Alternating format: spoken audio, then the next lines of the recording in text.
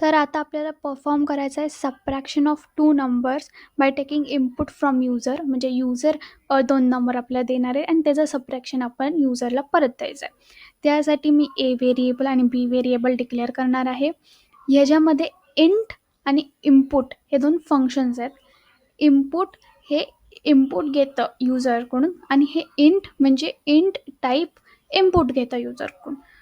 त्यामध्ये ब्रॅकेट नीट बघून घ्या, या महत्त्वाच्या आहेत, नाहीतर आपल्या सिंटॅक्स एरर येऊ शकतो. आणि त्याच्या आतमध्ये आपण कुठला पण मेसेज डिस्प्ले करू शकतो asking about the input. Okay. त्यानंतर मी एक सब म्हणून व्हेरिएबल डिक्लेअर करणार आहे, ज्याच्यामध्ये ए मायनस बी याचं सबट्रॅक्शन स्टोअर होणार आहे. आणि ते प्रिंट करण्यासाठी मी प्रिंट फंक्शनला कॉल करणार आहे.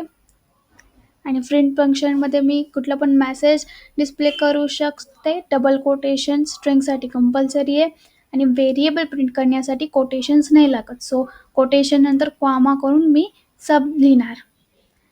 विदाउट मेसेज पण हे करू शकतो. ओनली प्रिंट ब्रॅकेट सब ब्रॅकेट क्लोज एवढं करू शकतो. ओके. आता मी ते सब लिहिते आणि रन करूयात आपण.